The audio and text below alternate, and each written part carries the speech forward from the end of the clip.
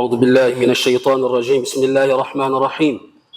الحمد لله فالق الحب والنوى، يخرج الحي من الميت ومخرج الميت من الحي، ذلكم الله فأنى تؤفكون.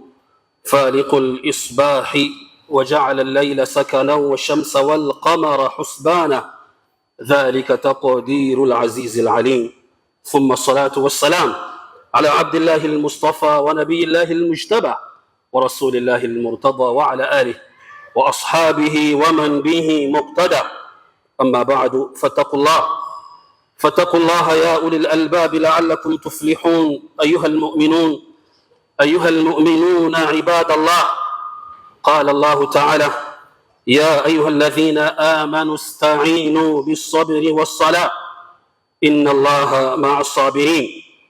nyuma yo gushimira Imana Allah subhanahu wa ta'ala no gusabira amahoro n'imigisha mwacu Muhammadin sallallahu alayhi wa sallam, we nabiwe n'abasahaba n'abamukurikiye n'abazagerageza kumukurikira, dusaba Allah subhanahu wa ta'ala kubw'impuhwe ze n'imbabazi ze ko yadushoboza akazadushyira mu bakurikiye murongo mwiza twasigiwe n'umwarimu wacu Sayyidina Muhammadin sallallahu alayhi wa sallam. Bayisilamu bavandimwe, ndabagira inama nanjye nisize yo kurushaho no gukomeza gutinya Imana Allah subhanahu wa ta'ala no kwibombarika ku mategeko ya Mwenyezi Mungu subhanahu wa ta'ala, kubera ko impamba yacu hano ku isi nejo mu kabri, nejo bundi duhagaze imbere ya Allah subhanahu wa ta'ala, nta yindi uretse impamba yo gutinya Mwenyezi Mungu subhanahu wa ta'ala jalla fi'ala. Bayisilamu bavandimwe, Allah subhanahu wa ta'ala muri Qur'ani, muri aya twasomye, arashishikariza bemera Imana Allah subhanahu wa ta'ala atubwira ati: ya ayuha alladhina amanu ista'inu, yemwe abemeye Imana Allah subhanahu wa ta'ala mwifashishe, ista'inu bisabri wassalah, mwifashishe mu bibazo muhura nabyo amanywa nijoro, ingorane, amakimbirane, ibibazo bigiye bitandukanye mu buzima, mwifashishe uburyo bwo kubivamo, mwifashishe iswala ndetse no kwihangana. Allah soza ino aya agira ati: inna Allaha ma'a sabirin, kandi igihe cyose mujye mumenya ko Allah subhanahu wa ta'ala igihe cyose ari kumwe n'abihangana. Abayisilamu, iyo wifashishije muri gahunda zawe, mu bibazo ufite, yaba mu rugo, yaba mu kazi, yaba muri society, Abayisilamu, ibibazo urimo byari byo byose ukifashisha isala, akaba ariho wirukanyira mu sala, ukanifashisha kwihangana kubera Allah subhanahu wa ta'ala, fasabirun jamil, kwihangana kwiza, kwihangana kubera Allah subhanahu wa ta'ala, atari kwihangana kubera amabura kindi. Allah aratubwira ngo nibiba gutyo, inna Allaha ma'a sabirin, inna Allaha ma'aka, Mwenyezi Mungu subhanahu wa ta'ala azaba ari kumwe nawe muri ibyo bibazo byo mu rugo, byo mu kazi, mu mibereho ufite, nuramuka wifashishije Allah subhanahu wa ta'ala mu kwihangana n'iswala, Imana Allah subhanahu wa ta'ala izabana nawe, uko uzaba wifashishije, uzaba ufite ingabo ikomeye igufasha muri ibyo bibazo byawe. Abayisilamu, bitandukanye n'umuntu ushobora kugira ibibazo agafata inzira yo kwiheba n'agahinda, cyangwa se akaba yajya gukemurira ibyo bibazo ahandi hantu hatari kwa Allah subhanahu wa ta'ala. Hari abagira ibibazo bakajya mu bapfumu, bakajya mu ahandi hantu hadakwiriye. Abayisilamu, abo ngabo ntabwo bazabana na Mwenyezi Mungu subhanahu wa ta'ala, n'ibibazo byabo ntabwo bizigera bikemuka, ahubwo biziyongera.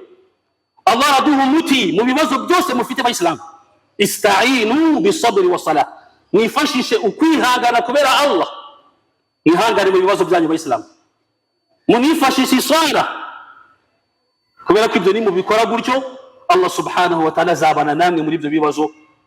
Allah ni ryo sezerano yahaye abemera Imana Allah subhanahu wa ta'ala. Mu yindi aya Mwenyezi Mungu subhanahu wa ta'ala akatubwira ngo: ya ayuha alladhina amanu isbiru, yemwe abemeye Imana Allah subhanahu wa ta'ala mwihangane, isbiru, muwe na subra, ntimuhangayike, mwicwe n'agahinda, isbiru, mwihangane, wasabiru, ndetse munitoze almusabara. Almusabara ni ukwitoza kwihangana. Hari igihe rimwe na rimwe kwihangana ubishaka, mubyitoze, mubyimenyereze, uyu munsi bikunanire, ejo byitoze, ejo kugeza igihe bizakuba mu maraso ugomba kwihangana. Nta yindi nzira ihari. Abayisilamu, ya ayuha alladhina amanu isbiru, mwihangane, wasabiru, almusabara, mubyimenyereze mubyishakemo. Ibibazo byo mu rugo lazima mwishakemo kwihangana, mu kazi, mu bushomeri, mu bukene, mu burwayi mufite, mu bibazo byo byose musabara, mwitoze kwihangana, mubyitoze, mubyimenyereze, kuko nta wundi muti hari Abayisilamu. Allah arangije aratubwira mu yindi aya mu gukomeza aratubwira ati warabitu, ikintu gikomeye cyane Abayisilamu. Allah arangije avuga ati muniziri ku mukanda, al-murabata, muniziri ku mukanda. Were kwitoza kumva ko byananiye ngiye mu bapfumu, byanze umugore ndamwirukanye, byanze ngiye kwiyahura, byanze ngiye kwishora mu rumogi, byanze ngiye kuba mubi, ngiye kuba umwiskoro, ngiye ku warabitu, munaziri ku mukanda. Ibibazo uhangane nabyo ni ubushomeri, akazi umwaka ntabwo urakabona, zidi kuba na subra, wiziri ku mukanda Abayisilamu. Ibibazo byo mu rugo, ibibazo by'ubukene, ibibazo by'uburwayi, ntimunanirwe vuba. Ayuha alladhina amanu isbiru, mwihangane, wasabiru, munitoze kwihangana, munabyimenyereze. Warabitu, munaziri ku mukanda, wizirike sawa sawa. Uvuga ati ya Allah, ntabwo nshaka kunanirwa nonaha, reka nkomeze mpangane n'ibibazo Abayisilamu. Allah arangije aratubwira ati wattaqullah, ibyo byose mujya munabikora ariko munatinye na Mwenyezi Mungu Subhanahu wa Ta'ala, mukajye munasigana gutinya Imana Allah Subhanahu wa Ta'ala. Wattaqullah, munatinye Mwenyezi Mungu Subhanahu wa Ta'ala, la'allakum tuflihun, wenda hari kubera ibyo byose mwakoze, kwihangana, kwitoza kwihangana, kwizirika umukanda, gutinya Allah Subhanahu wa Ta'ala muri ibyo bibazo, la'allakum tuflihun. La'alla kwa Mwenyezi Mungu ni itegeko, ibyo ni mubikora Mwenyezi Mungu azabaha intsinzi, muzava muri ibyo bibazo, Allah azabarokora. La'allakum tuflihun, mutapata kufaulu, muzatsinda kwa Mwenyezi Mungu Subhanahu wa Ta'ala. Ibyo bibazo muzabinesha nimuramuka muranzwe no kwihangana, mukitoza kwihangana, mukanizirika umukanda, ndetse mukanatinya Mwenyezi Mungu Subhanahu wa Ta'ala. Allah aratubwira ati la'allakum tuflihun, la'alla kwa Mwenyezi Mungu. Mwenyezi Mungu ati wenda hari kwa Mwenyezi Mungu ni ngombwa, mvango bizabitegeko ko Mwenyezi Mungu Subhanahu wa Ta'ala abaha intsinzi mukava muri ibyo bibazo. Amari ko tubwira muri aya mwindi aya, Allah Subhanahu wa Ta'ala arahereza inkuru nziza abantu bihangana Abayisilamu mu bibazo bigiye bitandukanye. Allah aratubwira ati wabashiri sabirin, Allah abwira Mtume Muhammadin sallallahu alayhi wa sallam ati geza inkuru nziza kuri babandi bihangana, wabashiri sabirin, bageze inkuru nziza kubera uburyo bihanganye.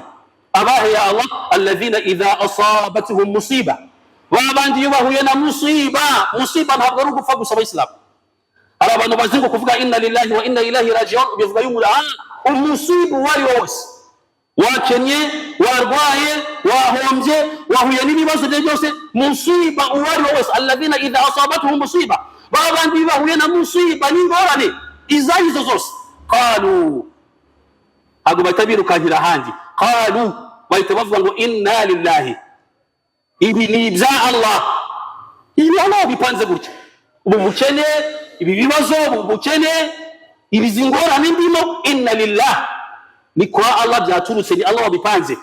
Wa inna ilayhi raji'un, kandi kwa Mwenyezi Mungu Subhanahu wa Ta'ala niho bizashirira, niho wa inna ilayhi almuntaha, kwa Mwenyezi Mungu niho bigomba kurangirira n'ahandi, ntabwo ari ku bapfumu, ntabwo ari ku bantu. Wa inna ilayhi almuntaha, kwa Mwenyezi Mungu niho byatangiriye, kandi no kwa Mwenyezi Mungu Subhanahu wa Ta'ala niho bigomba kurangirira. Ngomba kurambura ibiganza byaje, ngomba gutinya Allah, ngomba kwihangana, ngomba kuzirika umukanda. Ibyo bibazo bitura Mwenyezi Mungu Subhanahu wa Ta'ala.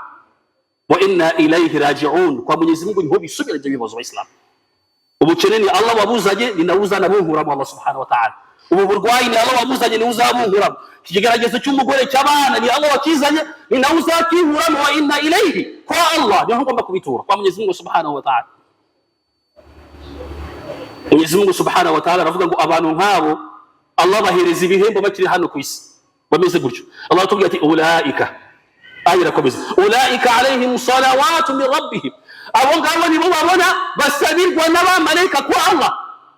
Umuntu wihangana gutyo muri ibyo bibazo, abamarayika bari kumusabirirwa kwa Mwenyezi Mungu Subhanahu wa Ta'ala. Allah fulani arihangana, muhudagaze nima zawe ya Allah. Ya Allah fulani yahuye n'ibibazo yarihanganye, mwongere baraka, mwongere kheri kwa Allah Subhanahu wa Ta'ala. Ulaika alayhim salawatu, ntabwo ari swala imwe, salawatu, baramusabira amasengesho menshi kwa Mwenyezi Mungu Subhanahu wa Ta'ala. Hagaru musabe bumwe, ubusabe bw'abamarayika batandukanye. Ya Allah, mugaragu fulani yarihanganye kwa na subra, ya Allah muhe baraka, ya Allah mworohereze kubera subra yagize. Ulaika alaihim salawatu min rabbihim wa rahma, ndetse bakabona n'impuhwe ziturutse kwa Allah Subhanahu wa Ta'ala. Allah yarangiza akabahiriza n'inyongezo. Allahu akbar. Allah akavuga ati wa ulaika humul muhtadun, kandi abo ngabo nibo bazabona uburyo bwiza bwo gusohoka mu bibazo by'Islamu. Iyo umuntu atihanganye hari igihe cyo gukemura ibibazo mu buryo butari bwo, ariko iyo wihanganye ugatinya Allah ukitoza kwihangana, bijya kurangira Allah kweretse uburyo bwo kuva muri icyo kibazo. Wa ulaika humul muhtadun, ntabwo ari ukuyoboka gusa muri imani, Allah guhereza n'uburyo uri uyoboke muri icyo kibazo ukakivamo, kigeragezo cy'umugore, cy'umwana, cy'ubukene, cy'uburwayi, cy'ubushomeri. Wa ulaika humul muhtadun, Allah guhereza inzira yo kubivamo kwa Allah, iturutse kwa Allah pana kubandi, kwa Mwenyezi Mungu Subhanahu wa Ta'ala. Ariyo mpamvu Umar ibn al-Khattab radiyallahu anhu yosomaga ino aya, Umar ibn al-Khattab umusahaba muhora mwumva abayisilamu, yaravuga ngo ni'mal idlani wa ni'matil ilawa, ni'mal idlani wa ni'matil ilawa. Allahu akbar. Amagambo akomeye abayisilamu. Aya magambo ntawe yasobanukirwa kireza abarabu bo mu cyaro, akimara no kuyavuga baba al-idlani. Wabona abantu babaye mu bihugu by'abarabu bakunda kwikoreza indogobe zo, bakunda kwikoreza ibintu. Al-idlani uburyo bayikoreza, bashira umutwaro hano n'undi mutwaro hano, uyicaye akicaramo hagati kugira ngo indogobe ntize kuremererwa. Bashira ibintu hano byinshi iremererwe muri uru ruhande, cyangwa bashira ibyinshi hano iremererwe. Al-idlani yani ni nk'inzani ibiri iringaniye. Ni'mal idlani, umuzigo umwe hano n'undi muzigo hano, bigatuma indogobe ibasha kugenda neza. Sasa Umar ibn al-Khattab kuvuga ngo ulaika, iyo umuntu avuze ngo inna lillahi, ibintu byaturutse kwa Allah, Mwenyezi Mungu amuhemba ulaika alaihim salawatu min rabbihim, Allah muhereza abamarayika bo kumusabira kwa Allah Subhanahu wa Ta'ala. Yavuga ngo wa inna ilayhi raji'un, ngo kandi kwa niho bizasubira. Allah kamuhemba wa rahma, impuhwe ziturutse kwa Mwenyezi Mungu Subhanahu wa Ta'ala, bikaba biringaniye kimwe ku kindi.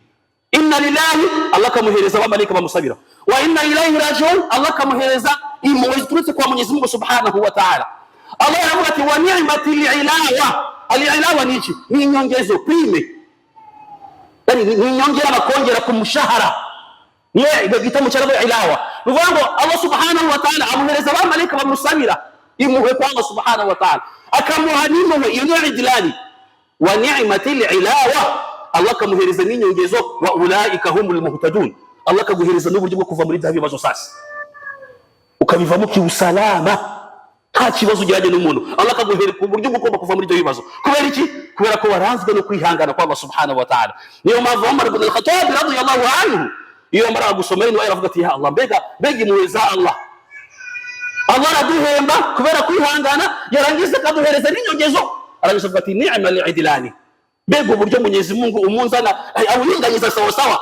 Wa ni'matil ilawa, Allah yanarangiza akaguhereza n'inyongezo yo kukuvana muri ibyo bibazo kubera uburyo wihanganye kwa Mwenyezi Mungu Subhanahu wa Ta'ala. Yawmul qiyamah abayisilamu, Mwenyezi Mungu azabwira abantu bo mu ijuru, muri aya bazasomerwa abayisilamu, abantu bo mu ijuru, buriya abantu kwinjira mu ijuru bazaba barinjiyemo kubera ko bihanganye abayisilamu. Hari ibigeragezo bahuye nabyo barabyihangana, bagira subira y'ibigeragezo. Cyo ni cyambere. Icya kabiri, hari ibyo Mwenyezi Mungu yabategetse bibagoye ariko baremera barabikora kubera Allah, iyo ni subira ya kabiri. Subira ya gatatu, hari ibyo Allah yabahujije bifuza gukora bibaryohe ariko barabyigomwa kubera Allah Subhanahu wa Ta'ala, bajya mu ijuru kubera zino subira eshatu bagize. Kubera ibigeragezo, n'uburwayi, umugore mubi, abana, nta kazi, n'ubushomeri, ibibazo nk'ibyo ngibyo, ibyo Allah yagutegetse byose ukaba tayari kubikora ukigomwa kubera Allah Subhanahu wa Ta'ala nuko bigoye, n'ibyo Allah Subhanahu wa Ta'ala yakubujije binagoye ukemera ukabyigomwa kubera izo subira eshatu. Allah Subhanahu wa Ta'ala azabwira abamarayika niba bari kwinjira mu ijuru, bano bagaragu Allah Subhanahu wa Ta'ala azababwira ngo salamun alaykum. Allahu akbar. Abamarayika bazaba bari kubahereza salamu min kulli bab, kuri buri muryango binjiriramo abayisilamu. abamarayika bari kubabwira ngo salamun alaykum bima sabartum. Allahu akbar.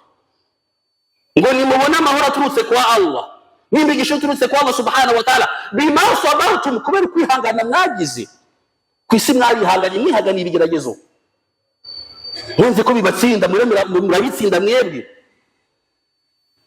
salamun alaykum bima sabartum. none kubera uyu munsi wa none ngaho mubona amahoro aturutse kwa Allah, salamu iturutse kwa Allah subhanahu wa ta'ala, bima sabartum, kubera subira mwagize. Allah inja tugati fa ni'ma uqba dar. abo nibo bantu bazaba bafite ubuturo bwiza kurenza abandi bayisilamu, kubera subira bagize bayisilamu. kitaka pepo ni subira. niba ushaka Allah kurinda umuriro wa jahannam, kuwa na subira. nimba hari dushaka kugeraho hano ku isi, birasaba subira bayisilamu. nta subira ntacyo dufite kwa Mwenyezi Mungu subhanahu wa ta'ala. salamun alaykum bima sabartum. ngaho mubona amahoro ya Allah subhanahu wa ta'ala kubera subira mwagize. fa ni'ma uqba dar. munabone n'ubuturo bwiza kubera iyo subira mwagize kwa Mwenyezi Mungu subhanahu wa ta'ala. Umar ibn al-Khattab radiyallahu anhu mu yandi magambo nanone aratubwira ngo wajadna khayra 'ayshina bisabri. Subhanallah. Umar aratubwira ngo twagenzuye ubuzima bwose, turabucukumbura bwose tububamo. ba Umar ni abantu babaye mu bihe byose bayisilamu, babaye mu bihe by'ubukene, babaho mu bihe by'ubukire, babaho mu bihe bayoborwa, babaho no mu bihe ari abayobozi. buri umuntu bafite experience bayisilamu. nuramukubonye umuntu wigeze gukena agakira akaba umuyobozi akaba n'umuyoborwa, uwo muntu by'umwitondera bayisilamu, bafite experience, bahari byinshi yahuye nabyo bayisilamu. hasa Umar nawe ibyo byose yahuye nabyo, yabayeho mu gihe atari umuyisilamu, aza kuba umuyisilamu, aza kuba umukene, aza kuba umukire, aza kuyoborwa, aza kuyobora. Iyo mpamvu mu magambo ye haba ari n'ubuhanga cyane bayisilamu, kubera ko experience bishatse kuvuga experience, bivuga ngo ni ibintu uba waranyuzemo byinshi bikagusigira ubwenge, bikagusigira ubunararibonye bayisilamu. hasa yatubwira ngo wajadna khayra 'ayshina, ngo ubuzima bwose twabayemo bwose iyo mibereho yose yagiye abaho, ngo nta buzima bwiza yabonye bwiza bubaho uretse ubuzima yabayemo yihangana. nibwo buzima yabonye ari bwiza kurenza ubundi. nimushaka kubaho neza utuje, ubaho ubuzima burimo subira. wajadna khayra 'ayshina, twasanze ubuzima bwacu bwiza bisabr, ni bwa buzima twabayemo dufite ki? dufite subira. nibwo buzima twabonye buryoshye kwa Allah subhanahu wa ta'ala, bona turyohera natwe tubaho neza bayisilamu, bwa buzima twabayemo dufite subira. ikindi bayisilamu biradusaba kugira subira mu kubitiro rya mbere, apana subira ibintu amazi yarangije kurenga inkombe bayisilamu. buriya iyo umuntu agize subira amazi yarenze inkombe, iyo subira nta kibimaze. ni subira y'amabura kindi bayisilamu. tugomba kwitoza kugira subira muri cya gihe cy'ibigeragezo ndani. umudamu umwe mu gihe cy'umwimana Muhammad sallallahu alaihi wasallam, Rasul yamusanze ari ku kaburi. ni hadithi iri muri Bukhari wa Muslim. Rasul sallallahu alaihi wasallam asanga uyu mudamu ari ku kaburi, yagiye ku kaburi. abadamu ntabwo babujijwe gusura amakaburi, ntabwo babujijwe. icyo babujijwe ni ukuyaherekeza bagiye gushyingura abayisilamu. nibyo bitemewe kuyasura.